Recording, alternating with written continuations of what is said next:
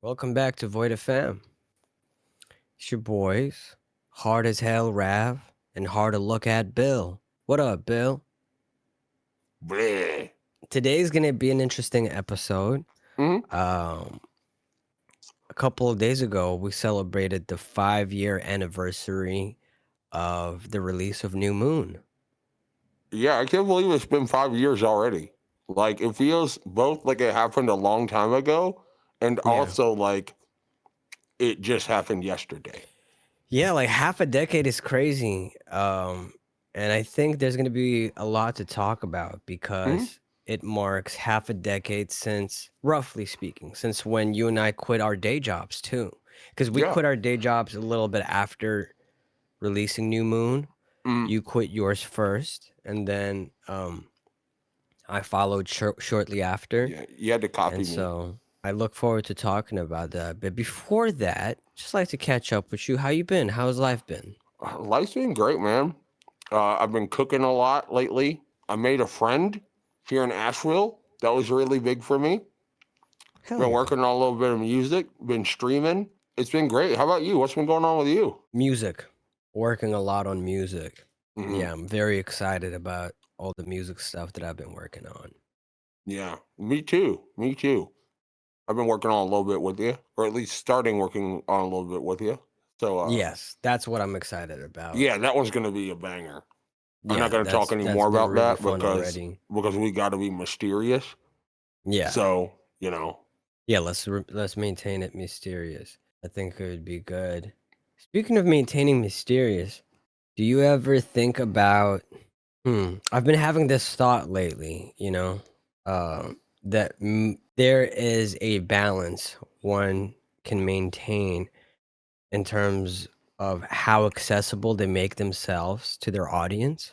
hmm And I find it obviously it's like not a one size fits all, but it is a balance I oftentimes think about. And sometimes I wonder whether I'm oversharing myself. You know what I'm saying? mm, Like I'm making myself too accessible. But then other yeah, times I kind of think to myself, like, well, it's all somewhat temporary. Like I don't imagine I will be streaming forever, for instance.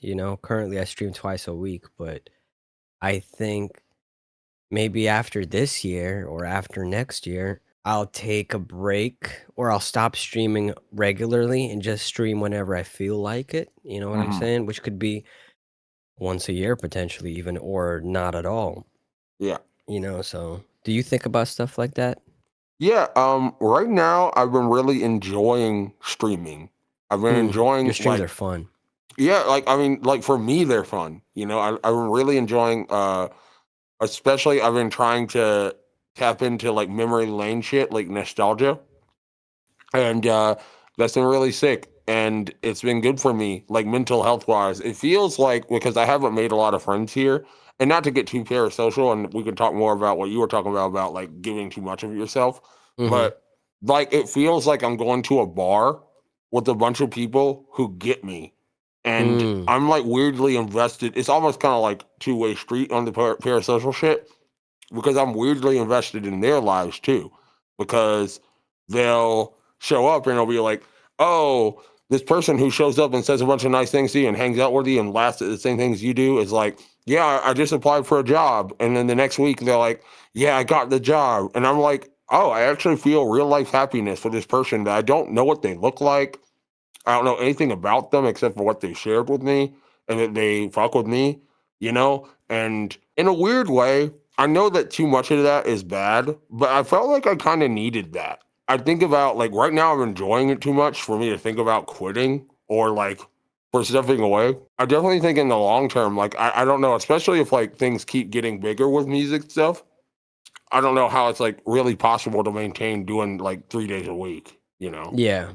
Yeah. And I But think in yeah. terms of like some of the sharing stuff or having that parasocial connection that you're talking about, I think it's like a very human yearning for community, right? Mhm. Ultimately.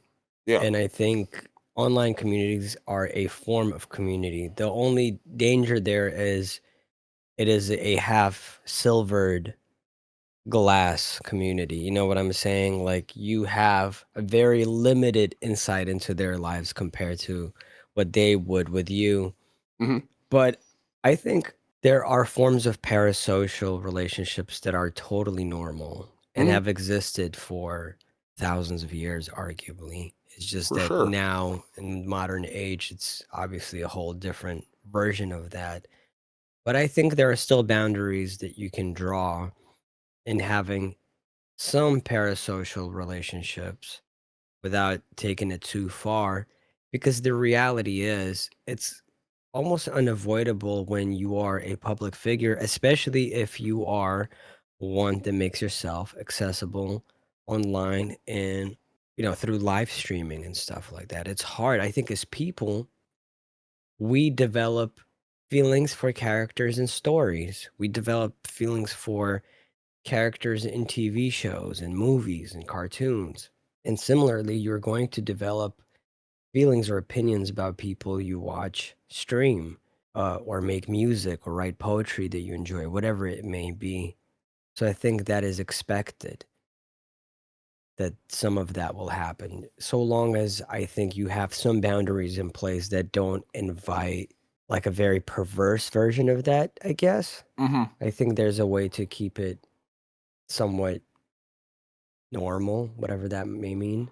I think for me, my boundaries are just kind of like treating everyone like they're normal people, but like not getting too invested in like I'm not gonna like most of these people I will never follow. Most of these people I like on purpose. Not that I don't think they're cool or worth following, but I think that I like keeping it is like that is the space where you have that kind of interaction. Because I don't ever want to feel like I have like a power imbalance. Like even if it's like obviously they're gonna be like platonic, but like the Right. idea the idea of like, okay, you only fuck with me because of like music I make, and like you follow me online, and maybe you have like an investment in me as a person, or at least like what I like to like share about myself, and that's part of my boundaries is like keeping what I want private and what I don't want, that I don't care about public. You know what I mean?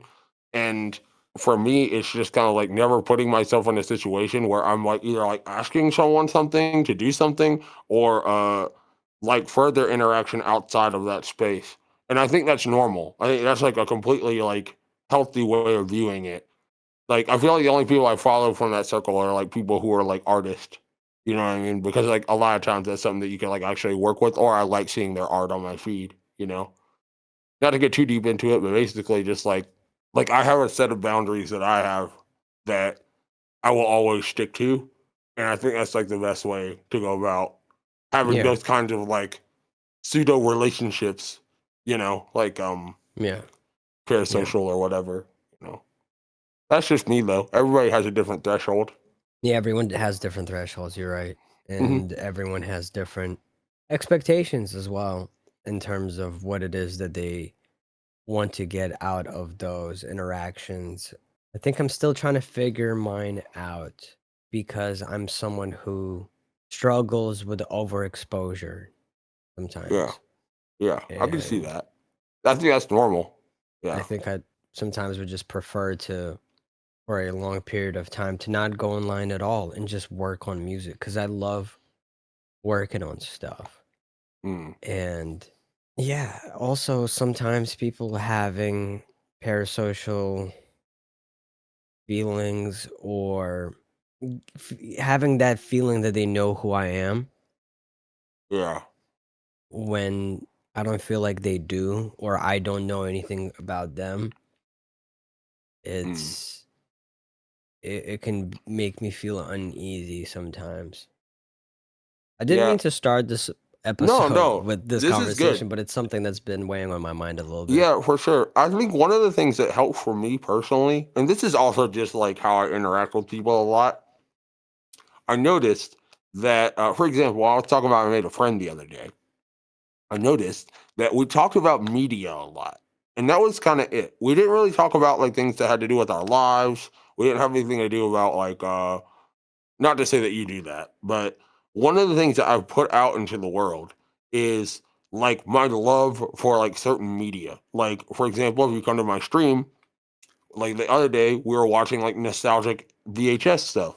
Or like I'll play like weird Sega Saturn games, like this fucking this one that we showed off the other day. Like, and that's kind of become my thing online. And so usually when I have these people who hit me up, it's usually not deep. It's usually like they'll send me something and they'll be like, "Hey, I thought you would like this." And chances are they're probably right. And I like those kinds of interactions, especially like in public settings, like on like Twitter when they like mention me in it. Like I like that shit because it's like, oh, okay, we're talking about something, but it's like very like just our interests, you know, and it never gets too deep after that point. And I don't really feel like I have too many people who it's happened from time to time, but too many people who overstep those boundaries and kind of get weird with me. It's usually just like, oh man, he loves Sega Saturn. I'll send him a Sega Saturn game, and that's pretty cool. Yeah, for sure. That doesn't seem like, and I don't mean to make it sound like, damn, I just feel like, what if my life turns into perfect blue? But there have been instances where something would occur and it would feel like I don't know if I could even call it boundary breaking. It's just more so like, oh, have I not established a boundary here? And now I'm reaping the outcome of not putting certain boundaries in place. And I think sometimes I forget about myself as an individual. You know, Yeah, sometimes I think I start to see myself as a servant. Like I serve my audience. I have to entertain them. I have to keep them engaged, keep them rooting for me, etc. And it's not necessarily because they demand it. Sure, there are like the odd few people who will do that. Um, there's regular kind of stuff that will happen, but people every other week someone's gonna DM me saying like drop new music, yeah, drop new music, and I'm I just get like, that a lot. man, I put out my output is crazy. Yeah, Like my output is so crazy and people are but then I need to remind myself that like, oh, this comes from a good place. And they're just trying to be supportive. yeah, they're trying to be supportive. And also I need to remind myself that like I shouldn't project my expectations upon others. I guess there's just a fear that like, what if I want to pull away a little bit? What if I want to pull away from streaming for a while? Would people feel betrayed? Would people feel like I'm selfish? Does it I even don't think matter? so. I think at least on okay, dude. Here's the thing. The thing I realized is that like there's two kinds of interactions, right? There's, hey guys, I'm thinking about pulling away from streaming because I feel like I that's something I want to do for my own mental health and my happiness. And then you're gonna get the interactions that are like, yeah, dude, do whatever you want, right? Because that's what they're supposed to say in that. Because that's like a normal, well-adjusted human being would say that. But there's people who say that, and there's people who like say it but don't really mean it.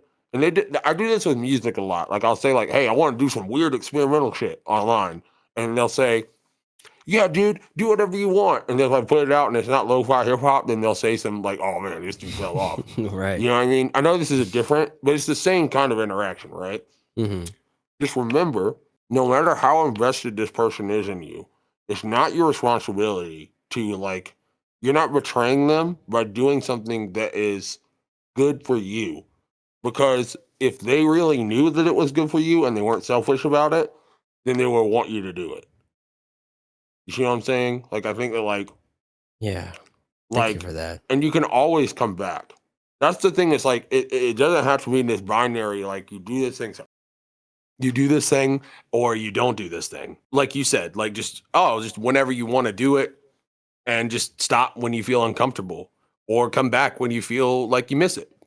You know, it doesn't ever have to be like, man. I mean, look at me, dude. Like in all actuality, I've streamed so little this year, but I've been doing it now and it feels like, oh, I'm back, baby, you know, but something could happen and I could stop for a few months and the same people would still show up, I would hope. If they don't, then new people may come, you know? Yeah. So I Appreciate wouldn't worry that. about it too much. I know that that's a thing that you probably have been thinking about a lot, but you shouldn't worry your noggin, bro. Yeah, I just you know, when a lot is going on in your life and you're trying to like take certain steps and everything, and you kind of evaluate like, okay, well, I'm applying my energy in a lot of corners of my life. Where can I pull back a little bit? And sometimes, and I get a lot of energy from things like streaming as well. It's just that sometimes I have this feeling that, oh, I don't want to, I don't feel like it right now, you know, but I feel like I have to because people have subscribed, you know, or Well, I think it goes a little deeper than that, and this is not to get too parasocial on here, and you feel like you can cut this out if you want to.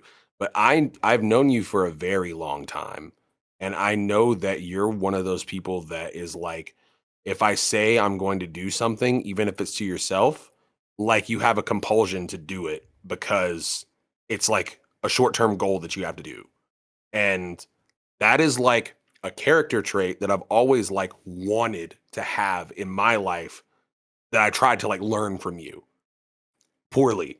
But I think there might even be a bit of it that feels like you're letting yourself down if you don't stream or you don't do whatever the thing is that you set out to do. And I think that it's important to know that like it's okay to like shift your boundaries and not your boundaries. Well, you can't do that, dude, but like shift your goalposts a little bit of like what you're trying to do. And you're not letting anyone down. At worst, like the worst case scenario, especially with something like streaming, is like, oh man, that sucks. I'll see him in a few days though. You know what I mean? Like, I think that like I say I'm gonna stream and then be like, oh, I can't do it for whatever reason, usually for a good reason, but it happens to me all the time. People don't seem too upset about it, especially if you acknowledge it, you know? yeah, But you don't have to. I did it the other day. Just didn't do it. Didn't stream. Didn't say anything about it. Just came back, you know? yeah, And yeah, everyone was just like, hey, I hope you had a good weekend. You know what I mean? Like it wasn't that serious. So I know that your relationship with your chat is a little different, but I just don't be too hard on yourself, man. yeah. I think your approach is healthier. I'm gonna try to employ I that think more so. there's a middle ground. I've always felt like that if we fused together, we would be the perfect person. Like in terms of like work ethic. Like I think it Yeah. would be like if we had like a perfect middle ground, then it wasn't it would be good. But it's hard to hit. The middle ground's the hard part, man. Yeah. That is the hardest part. Welcome to Void FM. 4050 deep, why don't you turn around and let's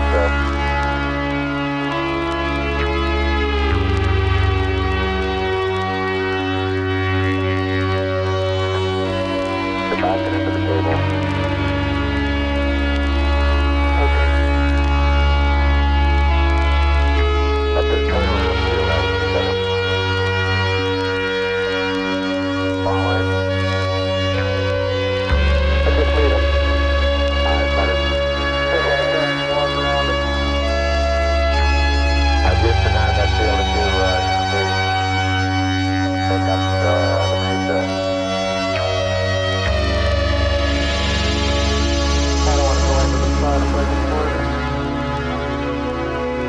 That's right now. Let them get a view from there and I'll see what the field of view looks like.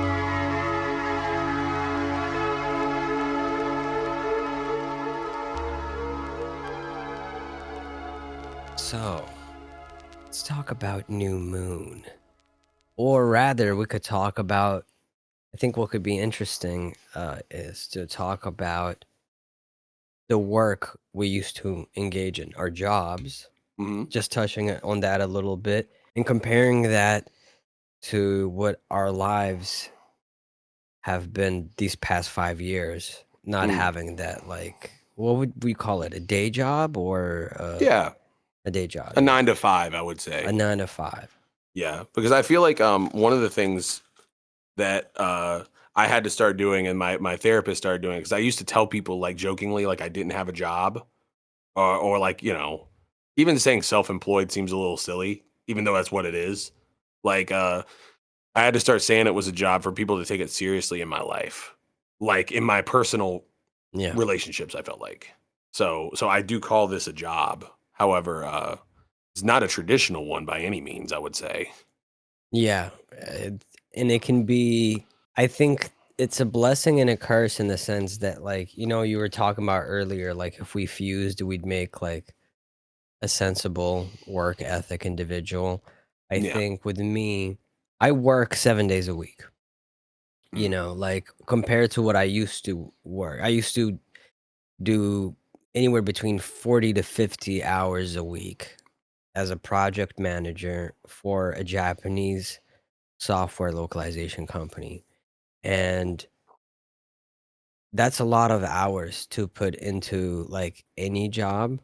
But I feel like I spend more time working now than I did before.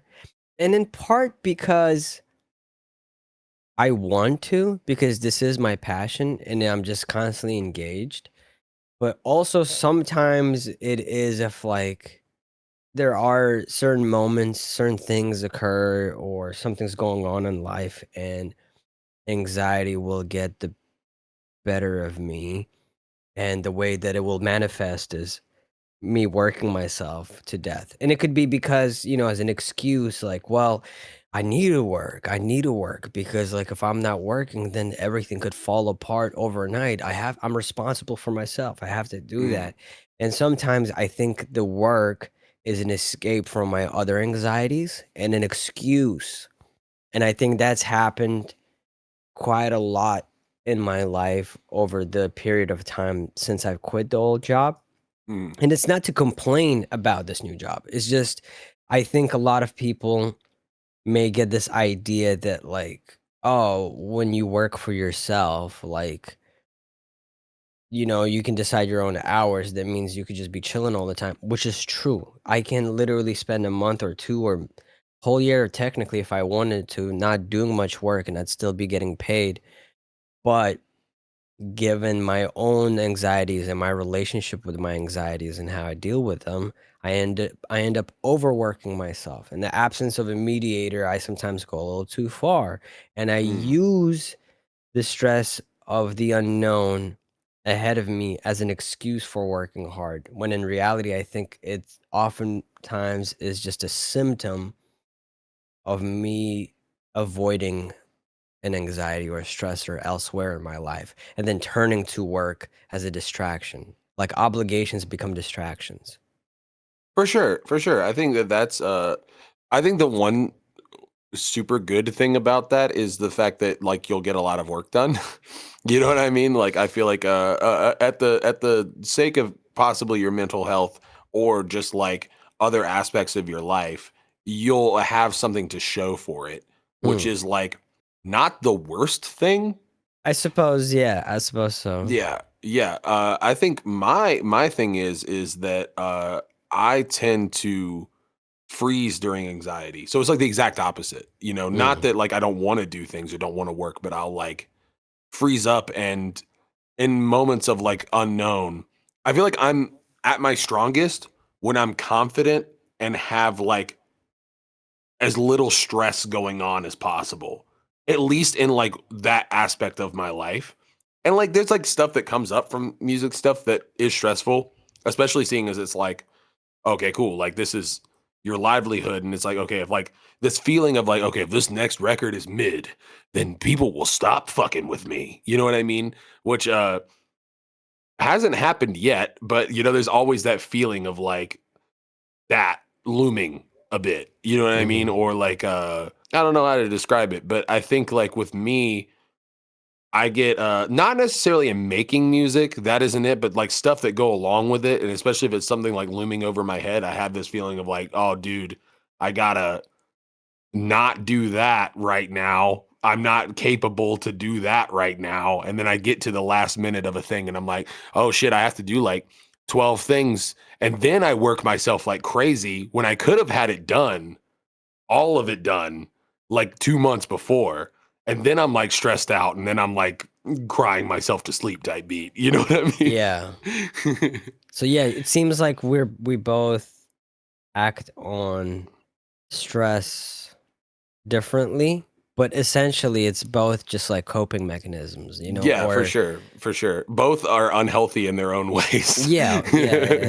I feel Yeah. like, you mentioned freezing up and stuff like that. In a sense, the good that comes out of that is that at the very least you don't end up working yourself to death.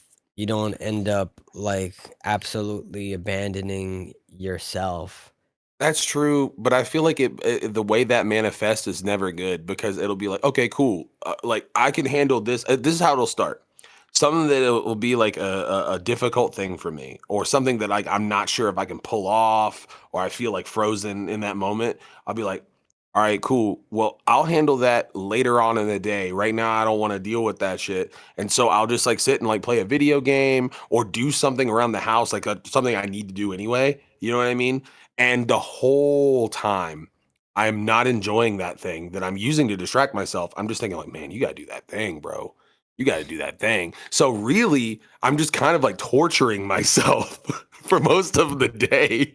Yeah, I see what you're And then when we get to saying. do the thing, I'll do it and I'll be like, wow, that was easy. And I'll get like like not like a mania, Yeah. but like almost that. Like, I'll be like, man, I could do anything. And then the next thing will Mhm. happen and it just happens again. That is something I've talked with my therapist about ad nauseum. And sometimes it's like he'll give me good tips that'll like really be helpful. But then in those moments, those tips don't come to my brain, Yeah. you know? So, Same here. yeah. It's hard because we react to a lot of these anxieties and stressors sort of on impulse Mm. rather than through a lot of like careful consideration and like, oh yes, well, the best course of action sometimes is just like, I'll take care of this later, or in my Yeah. case I'm just like, I don't have time to worry about this. I have this to do. I need to finish this. I need to finish that. And then when I run out of things, You got to make more. I have to make more. And Yeah. so that's why sometimes in the past I disliked working on group projects because I don't like how I can get in moments of stress. Because once I run out of all the things I have to do, I have to wait on others to do their things so I can do more stuff. And so I end up taking it out on others. When the reality is, it's not really that I'm upset with them. I'm upset that I no longer have distractions. Yeah. Well, you're sitting there like just like sitting on your hands when and like normally for me that feels good. Like when it's like I did everything I could. Okay, cool. Now I can just like hang out until then, you know. Yeah. But I think that part of that too is because of the way like I cope with things, it's like difficult because it'll be like you waiting on me and the way I've always worked is like burst at the end. I'll be like, "Okay, cool. I'm just going to do a bunch of shit." You know what I Yeah. mean? And stress out about it until I get to that point. Then get like that mania of like, "Holy shit, I'm killing this shit right Hmm. now." And then it's like by that time that comes, then you're like sitting here like, "Bro, we were done 2 weeks ago. Where the fuck were you?" You know what I'm saying? Like Yeah. But it's interesting. I am very grateful, although it may sound like I'm complaining. I'm so grateful that we were able to transition into this full time. I remember the way it played out for me, and we've talked about this maybe a couple episodes ago, that I never sought out rapping to become my full time job. In Mm, part, I think, in hindsight, because I didn't want to set myself up for failure, that I didn't want to set a goal that I wouldn't be able to meet. And so it never was a goal. It's just something I always loved doing, and something I was going to be doing regardless of what career path I was going to take. I was climbing the this corporate ladder for a Japanese company, and I was pretty miserable, man. It was changing me as a person in ways that I didn't like. It also was taking up so much of my not just time but emotional bandwidth. mm. And I remember you got to a point, you started uploading music to Spotify. And you're the one who told me like, yo, you should put your music up on Spotify. We were both kind of late to Spotify, relatively late, I would say. Yeah. And I remember you telling me how much money you were getting and that you were able to reduce the amount of shifts per week that you would do. Yeah. And that's when it was the first time where I was like, wait a minute, this is a tangible outcome here Yeah. that's impacting his work life. And I remember telling you that, like, dude, like you could get to a point where you could quit your job. Well, that was the thing for me was like, okay, I put up music on Spotify never with the intention of making a lot of money. The idea of making money from music was the only thing I want, because like I wanted to do it full time. Don't get me wrong, because I hated my life. Like just for context, I went to school 2009 was the first time I went to school to college. And I basically I didn't fail out, but I went for music business and I got academic probation basically because they loaded me down with classes and I went for music business because I was like, oh, I want to do music. And there was more to it than that. It was like also music stuff, like theory and stuff. I was failing. I was also freezing up. And I failed like 4 of my 6 classes. And then I didn't tell my parents until I came back. And then I basically took time off and I went back to school for something else because like I was like, oh, you got to go to college for something.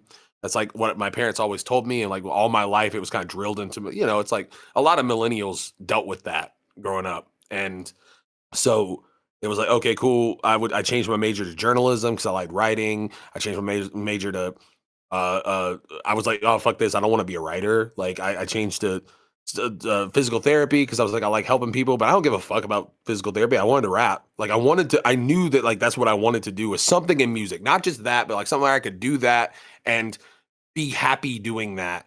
And so I started working at a Ruby Tuesday, and I didn't have a degree. I was like 25, 26 when I started working there, I think. And by that point, I'd already put out Ramona and Resin and just on Bandcamp. Yeah, I didn't really make much money off of that, and I didn't really care. You know, I was just putting something out. And the only time, because I got super depressed, I was a year there where I just didn't make any music hardly, which is ironically like when we started popping off more online, was kind of that year where I was just like at Ruby Tuesday. And I remember putting out the stuff on Spotify because people kept asking. And I was like, oh, okay, cool. Like, I'll make a couple $100 a month or something, you know, like at most, that's what I thought was going to be. And when I realized that I was making enough to take time off work, I was like, oh, this is time. This is my time that I can spend doing the shit that I love. That was when I was like, money's cool, because I was like, I can do this thing. People won't think I'm like a failure, because I really felt like that. I really felt like I was a failed rapper. Like I put out so much music, 3 mixtapes basically, and a bunch of stuff on SoundCloud, and it really wasn't amounting to anything. And I didn't feel like you had anything to show for it, right? And it was the inverse of what you were saying, because you were saying that you didn't want to say that you wanted to be a full-time rapper because of being afraid of failure. Yeah. And I was like, this is my only shot to be a person that isn't a failure, is how I looked at it, which is a super unhealthy way to look at it. And it made me, at the time, I was so angry all the time. I hated my job. I hated my life.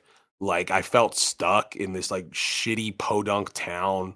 I fucking hated it. And when I got to, and my manager was cool. My manager was like, okay, cool. You could just work 3 days a week, just work weekends. And that's kind of like when we started doing the podcast. And then it kind of got to a point where it was like, when we did New Moon, I was just like, yo, fuck this shit. I'm like, I hated it so much there. It was such a like dehumanizing service job. You were like, I remember you were really stressing around that time. And part of us working on New Moon was, you know, I don't know if you remember this, but kind of like me saying like, yo, I feel like this is an opportunity for us to put out a project together to capitalize off of like a momentum that was building, especially like Ramon and Beneath the Toxic Jungle retroactively around this time started really picking up. And that's what Yes. was like started helping us out with our Spotify funds. I was like, yo, if we put out a Kill Bill and Raph project, because at that point we'd never done that, Yeah. this maybe it could push you closer towards like quitting your job. You know, I didn't even think it would be realistic for me at the time, but I thought with you it was in sight. Yeah. Well, for sure. No, I mean, I knew it. Like, I knew when I was at the point where I was losing shit, where I could take shifts off, I was like, cool, if I do this a little bit more, I can quit fully. And I remember, not to dwell too much on like, because like, I don't want to act like all servers do, where it's like, man, when I was in, like, they talk about like they served in the military or some shit, you know? But like with me, there was this moment where there was an older lady in there, and I feel like I was pretty good at serving. She said when I was talking to her, she was like, "Wow, you have such a nice voice. It's like you could be an announcer on radio." And I was like, "Oh, thank you so much. I actually make music." She's like, "What kind of music?" And I told her like I didn't want to say rap at the time. She was like an old white lady. I didn't, you know what I mean? Like it just it felt weird. So I was just like, "Oh, like I make beats and I'll sing." I say I sing, and she was like, "What are you doing here?" And I remember like she said that, and I was like, "What do you mean?" She's like, "You seem like talented, and like, why are you here?" And I went into the wall. I was like, "I don't know," and I just smiled at her, and I left. And I went into the walk-in closet, and I just like cried for like 10 Damn. minutes. Yeah. And I came back out. She gave me a good tip. She was really nice. But it was like I did not need to hear that shit. You know what I mean? It was very nice. What she was saying was nice, but at the time I was like, I can't process because I was dealing with that all the time. It was just like, okay, what is the plan? I remember having a conversation with my mom, and my mom was super supportive. And she was just like, so what's your like long-term life plan? And I was just like, well, I was just gonna kind of work at Ruby Tuesday until something better came along, I guess. And then realizing like, oh, this is kind of it right now. I didn't have any like skills or anything, you know. Still don't. Yeah, agreed. So Agreed. No, I remember we were both like overworked while we were working on New Moon, and I mentioned this on the anniversary day a few days ago on the social media stuff, and some people were surprised by it that like the project was kind of just a combination of disjointed joints from like various yeah, times over a course of couple years. Like some of the stuff, a lot of the stuff was done for over a year. It was just like loose joints that you and I had kind of I did around, and we brought them together. Like let's make something of it. And I remember for me, I at work we weren't allowed mobile phones in the office rooms, so we had to leave them in the locker room. So I would run out and like during my lunch breaks or like like I would act like I was going on a toilet break, and I run out, go to my locker, open for call you, and like ask you, give you like input on the latest mix, you know, or like we talk about what do we do this now and when do we do this, like, and just how it's now looking back on it, it's crazy how difficult it was just to work on a project whilst maintaining like adult lives or whatever, you know. for sure. One of the things that was really that whole thing was crazy, by the way. I remember that era. Some of the We Don't Suck stuff was that too. I remember you like trying to export a episode, but you couldn't have your laptop there, so you had to like sneak your laptop in and keep it like halfway open just so you could export it, and it was just like felt like it was on fire or whatever. Those times were crazy. But one of the things that was a real frustrating thing for me was at the time I was living with my parents. I never talked about that. Like even through some of the We Don't Suck stuff, I was living with my parents, and towards the end, it was more, my dad had a lot of like health issues, you know, and so like a big part of me being there was to help take care of him, you know, because he was basically in the process of like dying, you know, and uh so like all the like dogs were barking stuff. Those are my parents' dogs in the thing. But basically one of the issues that I had was I normally would mix on monitors like this fella over here. Not this nice, but they were monitors at the time. And so you would send me stuff and then I'd be like, okay, cool. And I would just mix on these like headphones that I had that I heard were good, but I never was a big fan of them. There were some Sennheiser ones and I didn't like mixing on them. Mhm. And I would send what I thought would sound good. And then I would send it to you, and then you'd be like, "Man, this is bad." And I'd be like, "Nah, he's tripping right now. This is good." And then I would like play it in the car, and I'd be like, "Ooh, that is bad." And then I remember I ended up moving in with my friend who worked with me, which was also another arc that was a little weird for me, like because I was living at his like grandma's old place by myself basically because he was like not really there a lot. And uh I brought my monitors over there because I could set them up there and trying to mix the album over the course of like a few days. Like maybe I remember finishing the album, the mix at like 6 a.m. and I was sick. I was sick as fuck, but we needed to get it done because I think we had already said the release date or something. I think we It sounds like already some shit we would have done back then, you know, be yeah. like, oh, it's coming out this day, and then it'll be like 2 days after it's done or whatever. Yeah. So I remember finishing it at like 6 a.m. The sun was coming up, and I stayed up. I remember going and getting McDonald's after as a celebrate. Like to celebrate, I got myself a hash brown from McDonald's. Before having the space to actually mix it, that shit was brutal, and that was like a big part of like why it took so long. And also, in the part of the reason why I froze on it because it felt like I couldn't do anything. Yeah. It's weird. I hate that album now. Me Just too. to be real, I fucking Me hate it. too. I feel fucking like, hate that but it's album. interesting how much it resonates with a lot of people. You know, Mm. I think it's one of our least cohesive projects. I think it's also like the mix is kind of like, and I'm not shitting on your mix, just in general. I feel like it's kind of one of our less interesting ones. Let's just say that, right? Yeah. No, There's so I many things remember. about it, and yet, Yeah. you know, for a lot of people, it came out at an important time in their lives, and they formed a very special connection with it. And as just like a little fun fact for the fans, this was going to be the first time that we charted on Billboard, but we were too late to respond to Billboard with the project information. There's like metadata that you're supposed to forward to them when they reach out to you. We missed it, but that was the first project that we were going to chart Billboard with, which is Yeah. that was 5 years ago. They sent a thing to our email that was associated with our Bandcamp, and still to this day, I don't get pinged on that email, and I don't know why. Yeah. But I remember like seeing like a few days after, I was like, oh, there's a email here from a Billboard address. I was like, oh shit, what's this? And they were like, yeah, it looks like you guys might chart on Billboard. Could you send us a physical copy of the album and then give us Yeah. and I sent it in, and then I just never heard anything back from them. Yeah, I remember we were like, fuck, we're late because we noticed it too late. And we knew we were going to be late, but we were kind of hoping that maybe something could be arranged. And then, you know, a couple years later, we charted for real without having those same issues. Because now, after that, we were like, all right, let's be more vigilant with our emails.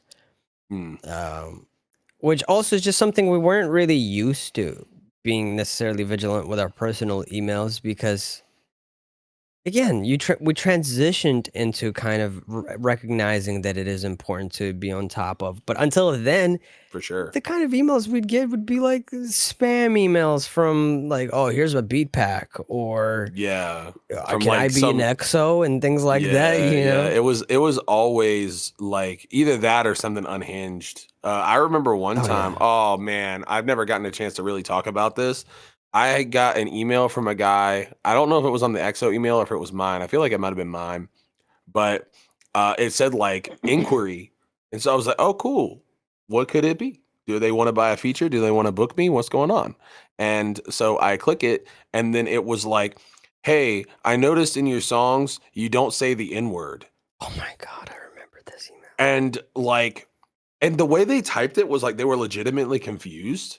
Like maybe I thought like maybe they thought that I was black, and you know, And because it happens, and so I'm like, oh, okay, and so I'm reading on, and it's just like, I noticed that you don't say the N-word. Why is that? And then I replied back, like, I was like, because it wasn't like confrontational. I was Yeah, just yeah, like, yeah. oh, well, I don't say it because I'm not black, and I don't feel comfortable saying that, and I don't think that's the right thing for a non-black person to say.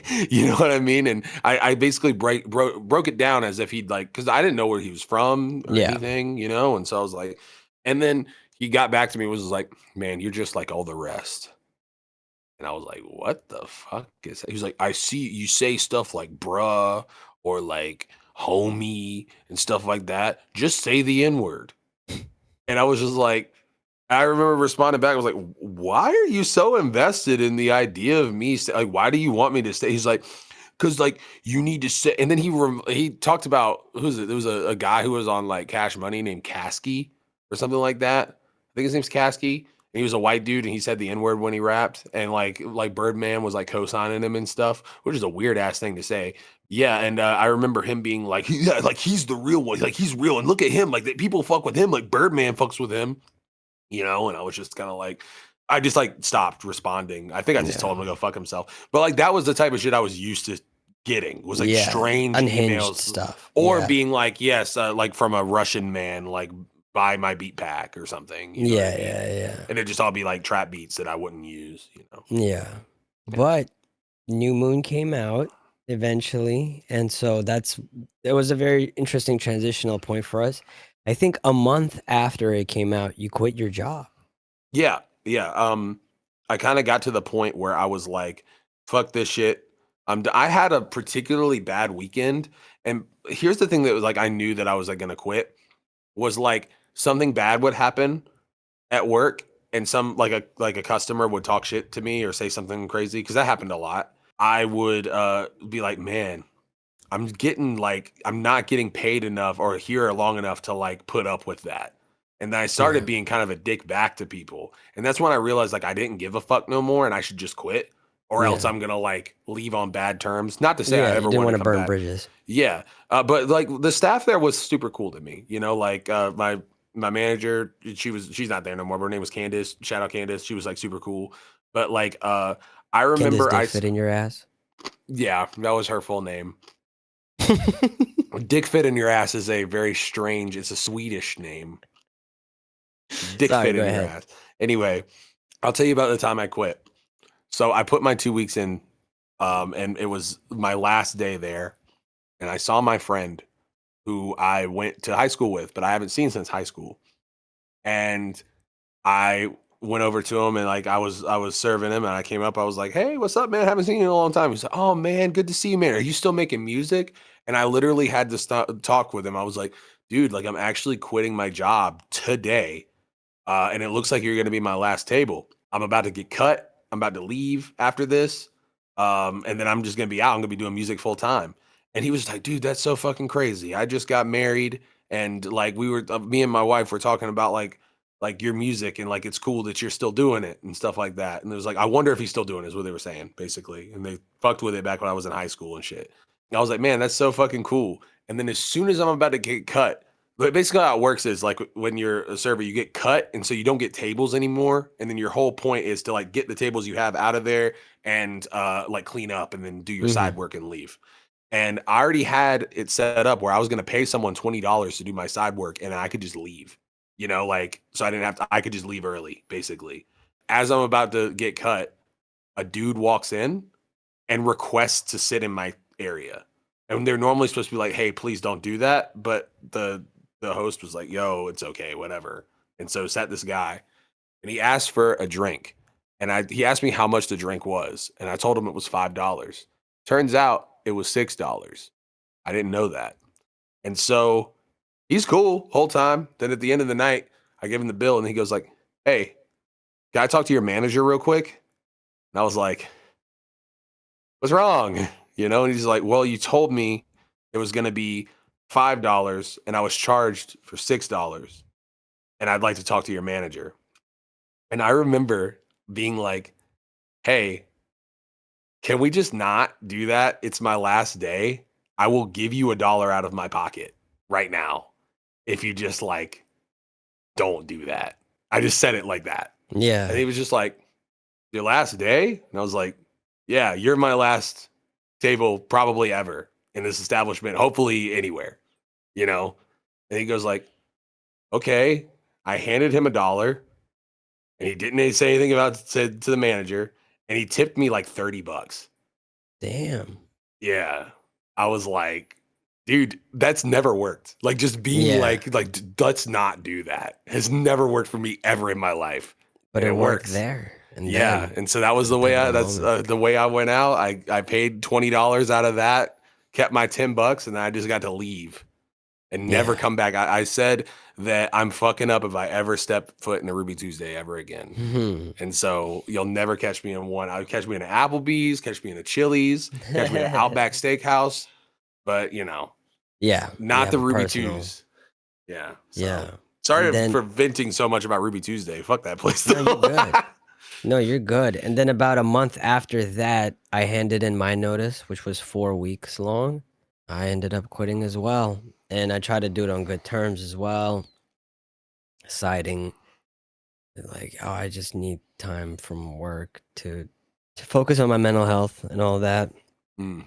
I was really afraid of burning bridges because I kind of told myself, you know what, I'll give myself a year.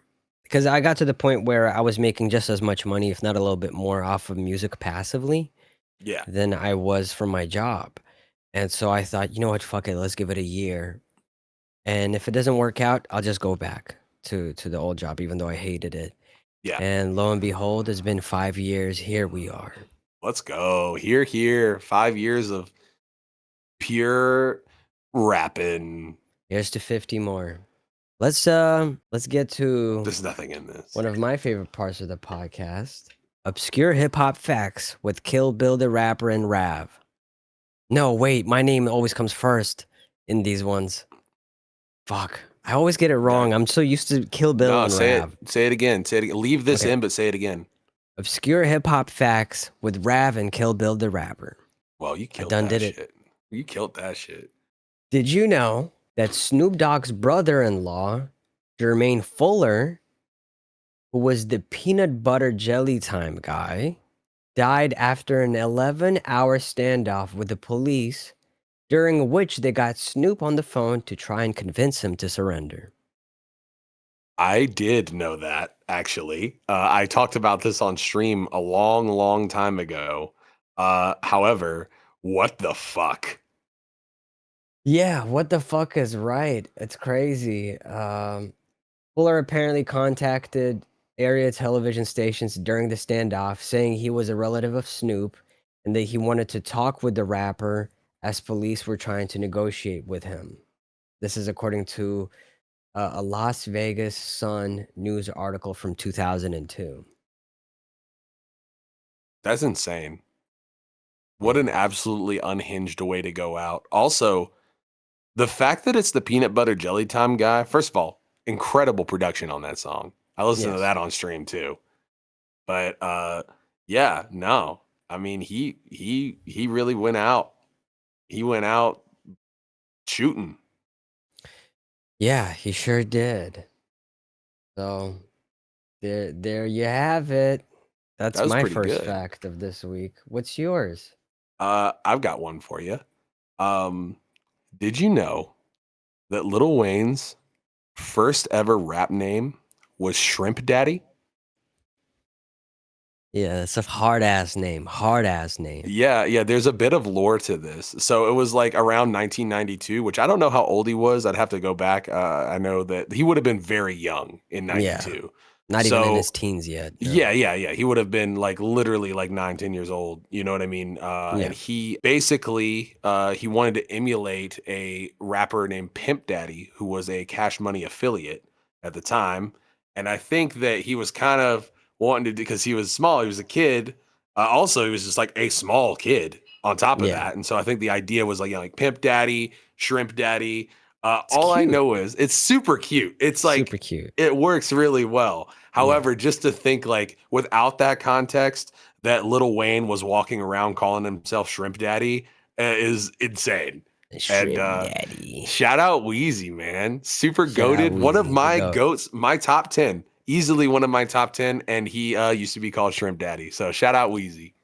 Shout out Wheezy. I found a bunch of songs from the 2000s that I recorded, mid to late 2000s, where I Yeah. was ripping Wayne off quite a lot in terms Hell of like my yeah. ad-libs and like, yeah. Yeah, I kind of remember like when we first started talking, you were kind of on the tail end of like stopping doing that. Yeah, It was like, I was pulling away from that, but yes, I was a yeah, huge Wayne stan. of course, of course. Yeah, shout out Shrimp Daddy. But yeah, Dedication 2 was one of my favorite things ever when I first heard it. And it was all uphill from there, dude. He fucking killed Yeah. everything after that. Dedication 2 was hard. I remember Carter 2, just listening through Carter 2, like front to back over and over again, along with Dedication 2 and the Drought 3 in Banger. anticipation of Carter 3. And when it came out, just being obsessed with that album. Still a great ass album. Oh yeah, no, super good. I think, man, he just flooded the mixtape market in a way that Yeah. I've never heard anyone. I I mean, he remember there was a point in revolutionary. time where you couldn't go on datpev.com without seeing a Wayne mixtape at the front somewhere. For sure. Also, just being on so many features. Same thing with T-Pain. Like T-Pain really he didn't do the same thing with mixtapes, but Yeah. T-Pain was on every fucking hook. It was impossible. Dude, that was like my senior year of high school. Mhm. Like that was it. Like if I remember, prom was literally nothing but T-Pain and Lil Wayne Yeah. in different capacities. Prolific as hell. Did you know that Fat Joe was booed off stage in the 90s at the now defunct legendary West Coast hip hop open mic workshop Project Blowed, which took place at the Good Life Cafe in Los Angeles? I had no idea about that. That's Oh, crazy. really? I did not. That one's I great. did not. So there are sort of two running theories for why that happened. There is footage. I've seen it, him getting booed and him kind of like talking shit back or whatever as he left the stage. So the two theories that I've heard are, one is he cursed, which was against the rules. Oh It was yeah. customary at the Good Life Cafe when you're performing to abide by the rule of not cursing, which he did right off rip. The other theory is that his performance wasn't up to snuff, up to the Good Life Cafe standards, Mhm. as he performed what some describe as a stiff a cappella, and people just like, yo, pass the mic, and just boot him off stage. And it's interesting. It's at that point he'd already been somewhat respected within hip hop, but when it came to Project Blowed, it didn't matter who you were out there. It was all about who you were inside there, how good of a performer, how good of a lyricist Facts. you were. And so he got booed off stage. And a couple years ago on an IG live thing that he did, someone brought it up and he seemed pretty perturbed by it, kind of saying like, well, you know how many thousands of times those dudes that booed me off stage had to listen to Fat Joe songs on the radio against their will? Yeah, no, that's a good comeback. I will It is say. a good comeback. Yeah, shout Joe. Shout out. So yeah, that's all I wanted to present. I'm not, saying anything beyond that. Peace to Fat Joe. Peace to Project Blowed. Legendary Project Blowed. Yeah, both legends in their own right in different ways. Yeah, that's an insane. I never knew that. That's crazy. Oh, I'm glad. So this next one, I don't have anything written down for this one. This one I'm going to kind of freehand, but I'm very, very passionate about this one. So did you know around the time when Metallica was recording their Saint Anger album, they were approached by Swizz Beatz and Ja Rule to do a like rock rap metal song, new metal, basically, kind of in the wake of Linkin Park and Jay-Z and that whole thing. It is one of the worst things I've ever heard, but also it's all documented. Originally, they wanted DMX. Metallica requested DMX, and Swizz Beatz said, and I quote, "Nah, but Ja's hot right now," which is a crazy sentence. Ja's hot right now. Ja's hot right now. And so this was a time when James was away dealing with, he was at AA at the time. He was at a rehab center trying to clean up, get sober. And so he wasn't there at all. So it was just Lars and Kirk there. Yeah. And they were there with Bob Rock in the studio. Shout out Bob Rock for making a lot of decisions. And there's footage of Swizz Beatz, Ja Rule, and Metallica making a song together, and it's insane. It is. It got released on a Swizz Beatz album, but I urge you to watch the video on YouTube. It's all on YouTube. It's from their Saint Anger documentary, which is also fascinating. But this is fascinating in a very different kind of way. So shout out Ja. He was hot back then. I hope he's having a great time right now, and I hope Swizz Beatz and Metallica are all having a great time. They're all legends in their own right. I didn't mean to sound disrespectful to Ja. For sure. Also, that footage is crazy with Ja's people like throwing dice. For sure. And all that. And just to break it down, they were in two different studios. Yeah. So you had Metallica on the West Coast, and then somewhere in New York, they had what was footage, but they were also connected via, it sounded like Skype or something, but it wasn't Skype. It wasn't just a phone call. I don't know what it was. They just kept saying, oh, we got a feed of them. And I don't know if they were just playing it up for the documentary or something, but they were straight up like shooting dice and like not showing up and like where they needed to be, like smoking weed in the studio. There's also a really funny clip of Ja Rule doing like the white people lips. He like hits and goes, and it's real good. Yeah. It's real good. So please, it's called Yeah, We Did It. I'm pretty sure that's what the song is called. We Did It. Yeah, we did it. Fast cars, fast bros. I'm a rock star, baby, born in the USA. On the highway, my Harley, doing about 30. He's on the highway doing 30? Dude. He's doing 30 light years, bro. Oh, okay. I was going to say, because 30 on the highway is kind of like he's fucking up. Bro, he's going to get run over. Yeah. What is John doing? Oh, my God. That's the most egregious part about all this. The most egregious part about all that is that one bar, because that is insane. That is an insane thing to do. For sure. Anyway. Great fact. Yeah, no, thank you. Did you know that in 2016, Lupe Fiasco played Street Fighter V against professional gamer and legend in his own medium, Daigo Umehara, and to many people's surprise, won. I have opinions about this. Okay, so before you voice your opinions, I'm assuming you hold a similar opinion to many in the community who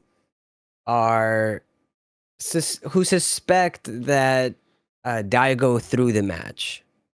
And that it was a ploy to market Street Fighter V. I mean, one could say that. I mean, that is what happened. So that one could say that, you know. I mean, I don't know. Like maybe Lupe's good and Daigo, as much of the GOAT as he is, that he just kind of maybe he had a stroke or something mid-match. But no, I mean, Daigo's so incredibly good. And I just don't see Lupe being as good as Daigo. I watched the thing. I don't think it was, I think there's some stuff in there, man. The thing is, one thing I think you can be certain about is that Lupe didn't expect that outcome. Because in the footage, he visibly looks excited. And I think he has said that, quote, he almost cried on stage, noting that winning against Daigo was a bucket list thing for him. And when asked whether he'd want to compete in future fighting game tournaments, he said, I'm retiring. I'll take the win and run. I know when to get out. He also gifted his personal Metal Gear jacket to Daigo. that he Oh, that's autographed. so wholesome. That's so nice. Yeah, no, I so didn't know any of that. I that sounds like it was a good interaction. If it were me, if I were to have if I were to have canonically beaten Daigo, I would have done the same thing. I would have retired and been like, yeah, I beat the GOAT. There you go. Like Mhm. he played his cards right there. I think he did the right thing. So Yeah. shouts out Lupe, shouts out Daigo, two GOATs. Yeah. Absolutely. Shout out to them both. Did you know the RZA once recorded a promo for the Beat Thang for Guitar Center, and it is widely regarded as one of the worst beats of all time, which is insane considering that the RZA is one of the best producers of all time, in my opinion. I Mitch, agree with play you. the clip. There it is.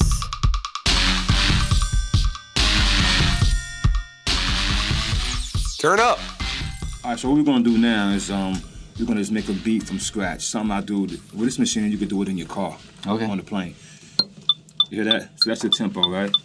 So now what I would do is come here, choose a sound. Boom, sound. Okay.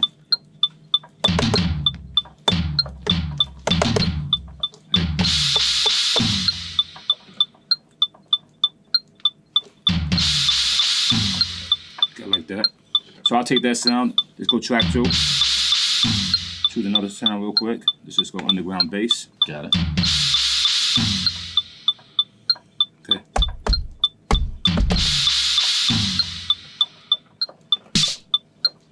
Turn this down. The good thing about this machine, you can put the quantize to 8 and just make it go tighter. See it a little tighter? Got it. Okay. Track It's a little 3. tighter. Track 3 is empty. Come back up here to my sounds again. We did. And sounds are like.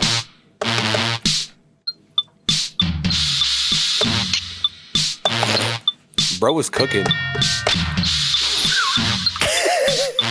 Not the bells.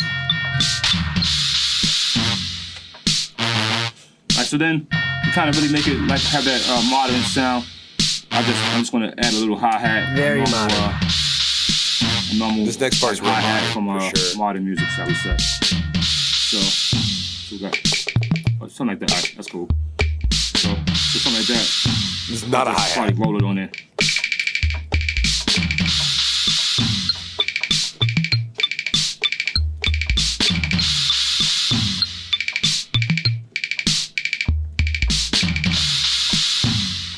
And that's just RZA making a quick beat from you right from scratch. Get those horns back in there one more time. Sure is good.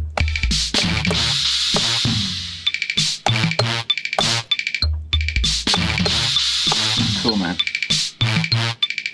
Cool, man.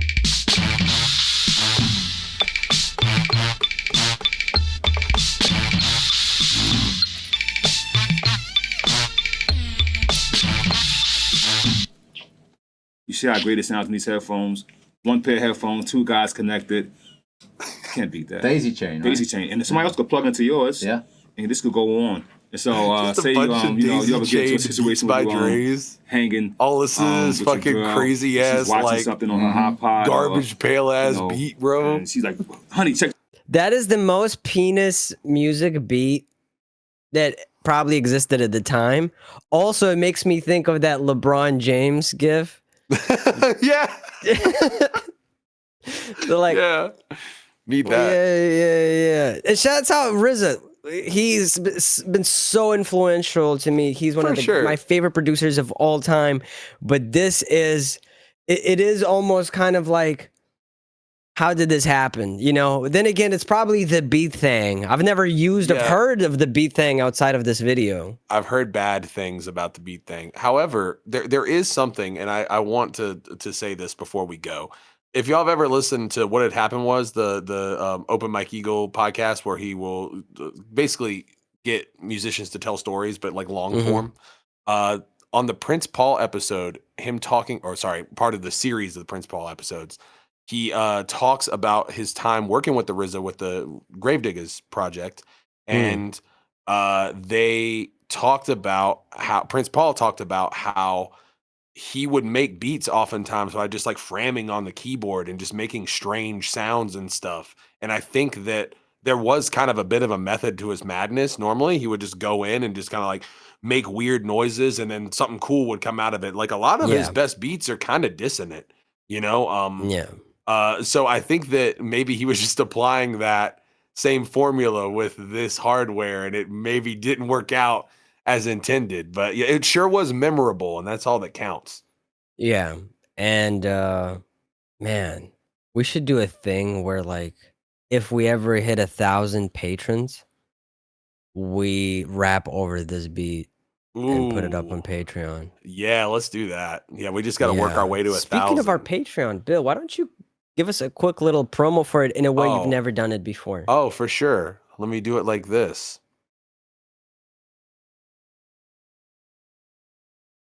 Patreon. We're on it. Click the link. Give the money. Get the content. Another episode a week. You could have it. $5. No more, no less. Give. Receive. The world goes on. Patreon.com. Any final words, Mitch? Final thoughts? Put it on ciabatta bun, baby! The following is a preview of this week's Patreon exclusive episode. Available now over on the Void FM podcast Patreon. When I was a kid, we used to have cattle that we'd use for like meat. My parents didn't know that I was like sneaking out and like befriending this cow. We can keep playing, but I'm not showing my feet on this thing. Well, they can't really see anyway. But I remember one day just being like, hey, where's Bessie or whatever? And then they were just like, oh, Bessie had to go away. And then we were eating steak that night. There was a bunch of girls showering and it's like full, oh my God.